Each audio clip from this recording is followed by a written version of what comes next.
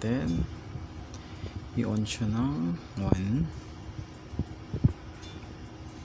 a.m. Yan, lagay lang natin yung pin dyan. So nasa 12 ano pa lang siya, 12:30. Tayo natin adjust ng 1 kung mag-on siya. Ito play natin techniques SU34. Yan, tayo natin kung mag-on. Yan, dapat iilaw yun in 1 o'clock. Yun. Yan. Working siya, working.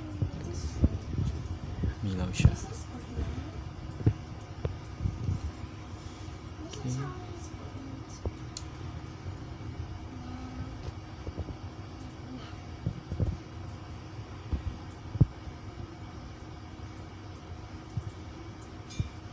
Tapos try natin siya lagyan ng off. Mag-off siya ng 2 kasi kung sakali mga 1 hour lang gusto natin siyang naka-on. Yan, try natin kung mag-auto off siya. Adjust natin sa 2 o'clock.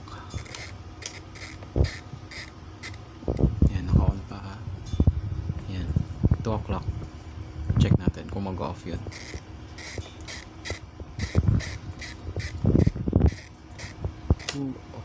Ayun, mag-off. Off din siya. Ayan. So, working. Yan lang guys. Thank you.